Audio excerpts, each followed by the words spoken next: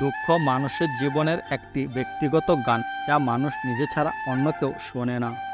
যে বন্ধুরা আপনার ক্ষতি করে তাদের কাছে থাকার চেয়ে একা থাকাই সর্বোত্তম কাজ।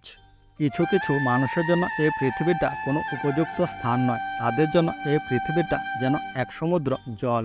আঘাত সময়ের সাথে দূর হয়, কিন্তু শিখে যাওয়া ব্যাপারটা বাঁচতে সাহায্য করে সারা জীবন। তরবারির ক্ষতের আরোগ্য আছে, কিন্তু জীবনের দ্বারা সৃষ্টি ক্ষতের আরোগ্য নেই। ভালোবাসার মানুষের কাছ থেকে পাওয়া আঘাত হয় তোমার মন ভেঙে দেবে, না হয় তোমার মনকে হাজার গুণ শক্তিশালী করে তুলবে। আঘাত পেলে মনের মধ্যে রাগ পুষে রাখার চেয়ে চোখের জলে হৃদয় পরিষ্কার করে নেওয়া অনেক ভালো। নিজেকে এমনভাবে তৈরি করুন যাতে আপনার অনুমতি ছাড়া কেউ আপনাকে আঘাত করতে না পারে। আজকাল কথা বেশি না বলাই ভালো, কারণ কথা বোঝার মতো মানুষের তুলনায় আঘাত করা মানুষের সংখ্যাটাই সবচেয়ে বেশি। শরীরের ক্ষতের আঘাত তো সবাই দেখে, কিন্তু মনের আঘাত সহজে কারো চোখে পড়ে না। কিছু কথার আঘাত এতটাই তীব্র হয় যা কখনো মন থেকে মুছে ফেলা যায় না।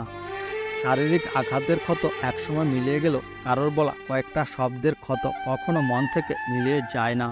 কখনো কখনো শারীরিক আঘাত সহ্য করা গেল, মানসিক আঘাত সহ্য করার ক্ষমতা সকলের থাকে না। সম্পর্কের বিশ্বাসঘাতকতার আঘাত সবচেয়ে বেশি মারাত্মক হয়। একজন আহত ব্যক্তি যত সহজে তার ক্ষতের কথা ভুলে যেতে পারে, তত সহজে কারোর অপমানের আঘাত ভুলতে পারে না।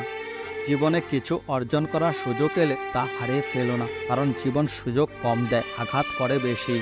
জীবনে কাউকে আঘাত করার আগে মনে রাখবে, জীবনে কাউকে কাঁদিয়ে বেশি দিন ভালো থাকা যায় না। কিছু আঘাত মানুষকে কষ্ট দেওয়ার থেকেও পুরোপুরিভাবে বদলে দেয়। যে তোমাকে আঘাত করেছে তাকে তুমি ভুলে যাও, কিন্তু সেই আঘাত থেকে পাওয়া শিক্ষা কখনো ভুলে যেও না। কাউকে আঘাত দিয়ে নয়, বরং আঘাত সহ্য করে বেঁচে থাকার নামই জীবন। সময় যখন খারাপ যায়, তখন নিজের ছায়া নিজেকে আঘাত করে।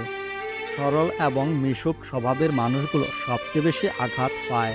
আঘাত সহ্য করার সীমা ছাড়িয়ে গেলে মানুষ নিজেকে পাথরে পরিণত করতে বাধ্য হয়। মাঝে মাঝে আঘাত পাওয়া ভালো, কারণ জীবনে যত বেশি আঘাত পাবে ততই নিজের কাছের মানুষগুলোকে চিনতে পারবে।